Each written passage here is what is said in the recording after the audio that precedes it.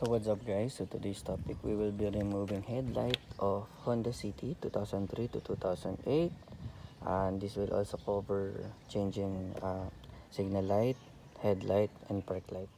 So let's start. First we will be removing this screw.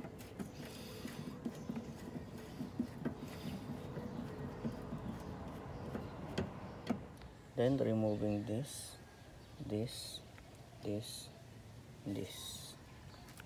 That all for 1, 2, 3 and 4.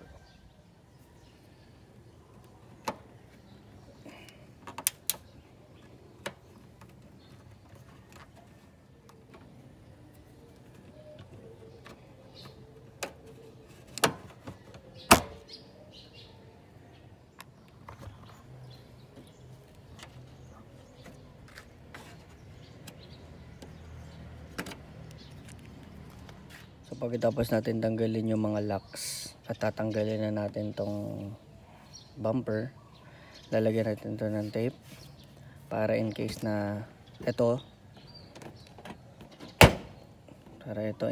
tumama dito or dyan, hindi magasgas. So ayan, na-tape na natin para maprotektahan natin, hindi natin magasgas pag ito tumama dito pag ganun. This is the other side.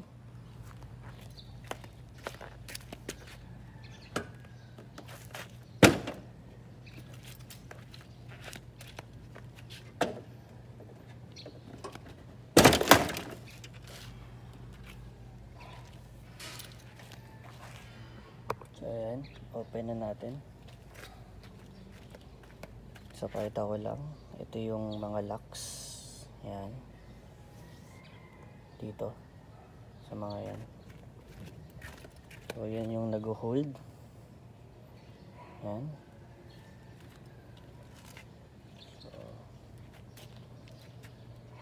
okay. So simulan na natin yung pagtanggal ng headlight.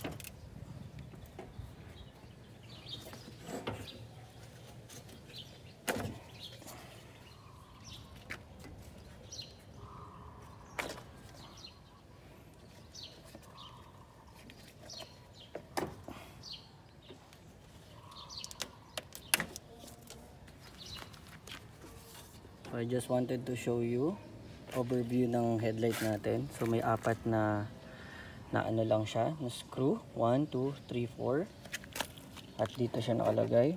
1, 2, 3, 4.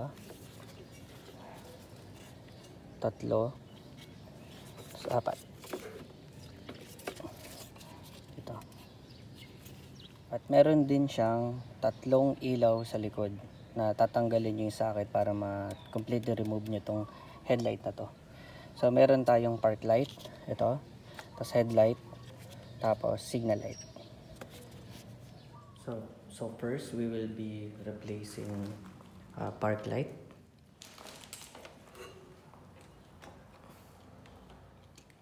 There's an arrow. We will be placing this arrow to circle. There's 2 symbols, triangle and circle.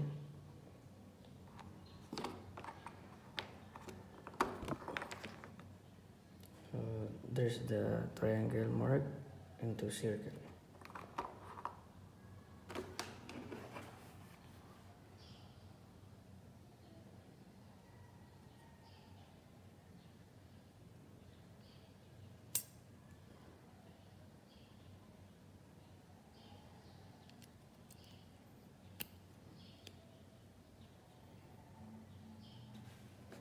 Now we will reinstall. Just look for this triangle, put it in circle, then a little bit of push and rotate. So triangle to triangle. Okay, next we will be replacing headlight. Remove lang natin yung rubber para matanggal natin tong bulb. So meron siyang hawakan dito, tsaka meron siyang hawakan dito. So ganyan. Ganyan. Next, meron lang siyang pindutan dito, parang lock niya. So ganyan. Then mapupull out na natin yung bulb. Okay.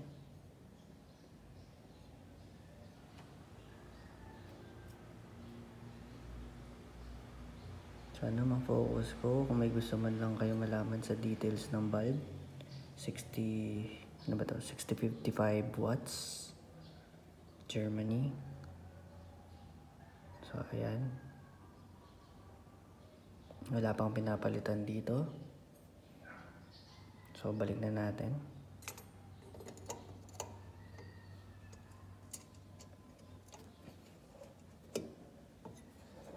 Ayan. So ganun lang mag-install. Ulitin ko.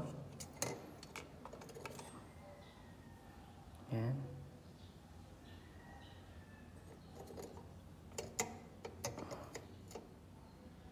Okay. Ayan. Tapos balik lang din natin to.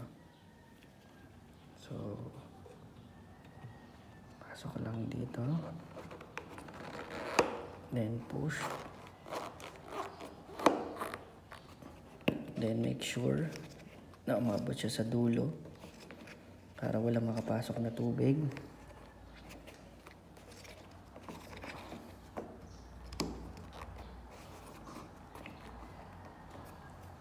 So next na papalitan natin is signal light. Ito.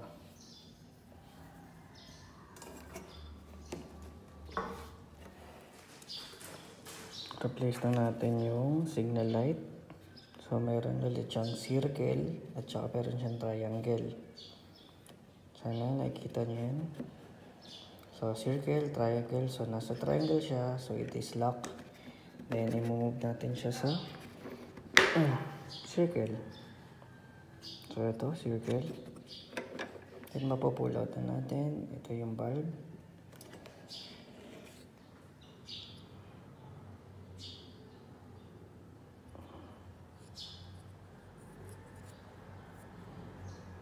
Itong bulb na to, sa Honda to nabibili.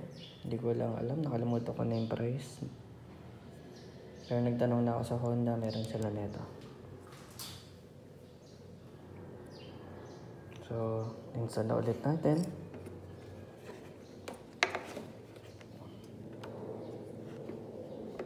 Okay, sige, tanggalin na natin para makita nyo rin. So, ganyan siya.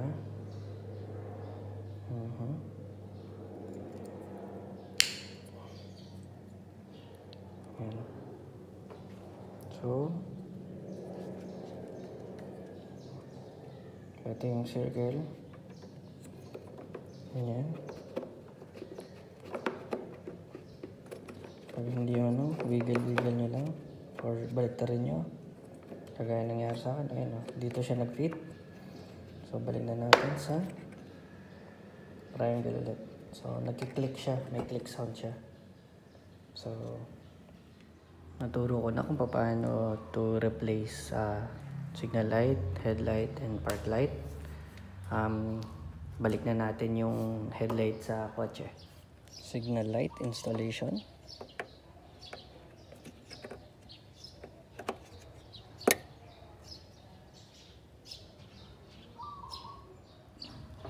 Headlight and park light installation. Headlight.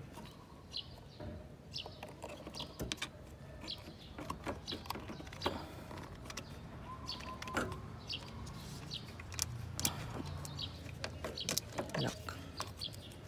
And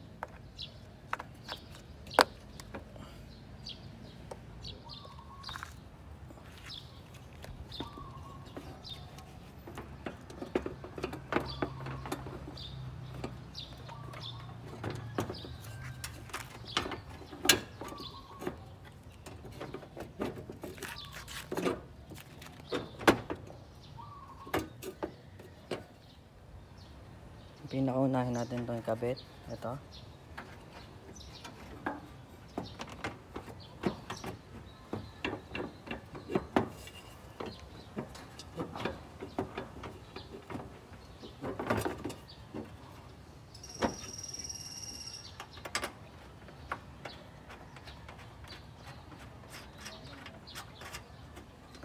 Make sure na itong plastic na to is-shoot dyan sa butas na yan para malaman mo na balance na siya, nasa tamang fit siya.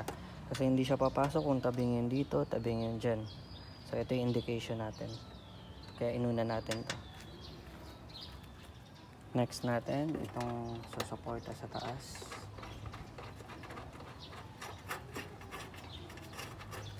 Kaya inuna natin tong taas para may tagabuhat na siya.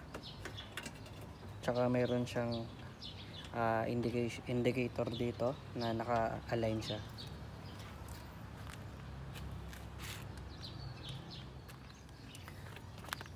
So next natin ito.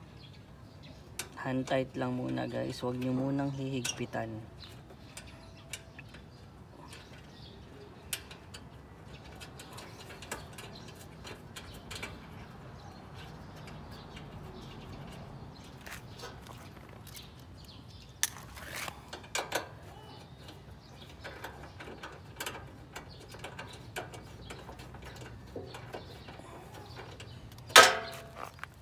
So ito yung reason kung bakit pinapa-hand tight ko lang sa inyo, para at least malaro pa natin yung headlight bago natin sikipan.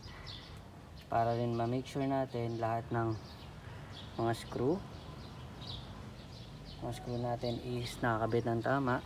Tsaka yung mga alignment niya may correct natin yung mga ganito niya.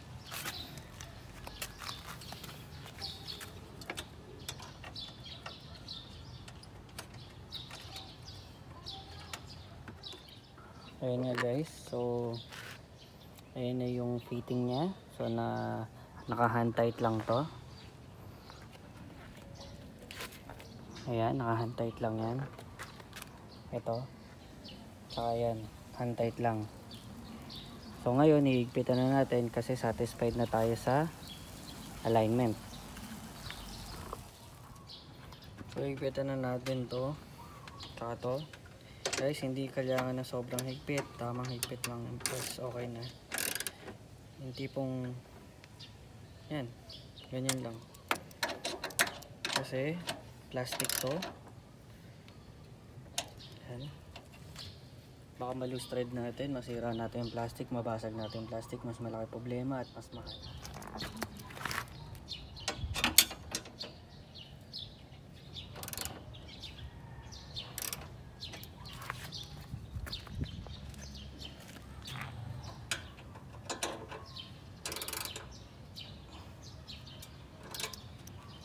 Natin siya ibalik. Check muna natin kung umiilaw yung tatlo na yung mga ilaw natin, kasi ginilaw natin yan para at least kung hindi man umilaw or kailangan iwigil-wigil lang, at least naka-open na. Check muna natin bago natin ibalik. So sa nakikita nga natin is okay naman. Park light, headlight, tsaka signal light. So okay naman siya, so pwede na natin simulan yung pagbabalik ng bumper.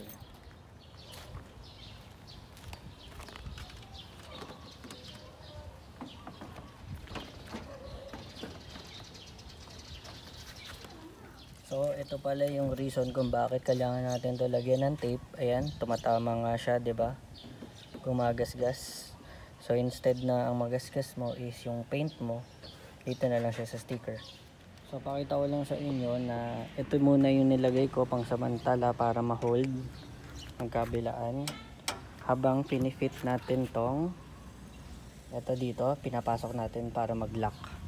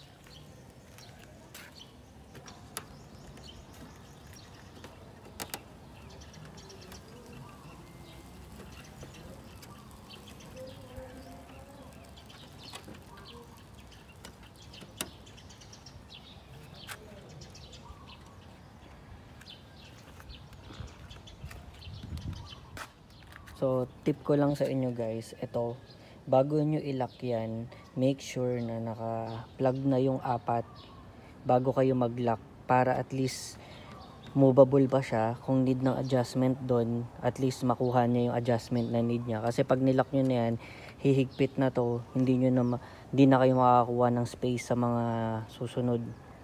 So make sure bago nyo ilock to, bago nyo to pindutin, make sure lang na naka-plug na lahat, nakakabit na lahat.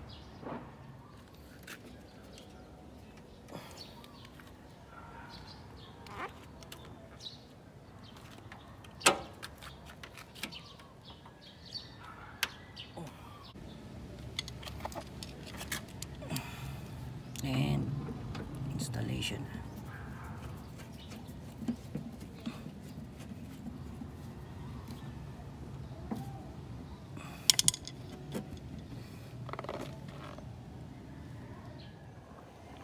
Ayun na nga guys, na successful natin, natanggal natin yung headlight and nakabit natin siya ng tama. Nabuksan natin yung signal light, headlight at saka yung park light. So that's today's video guys. Sana natuto kayo, or sana may naitulong ako sa mga nangangailangan ng tutorial. And ayun, successful tayo sa DIY na to, and maraming salamat sa panonood, and see you next video guys. Thanks.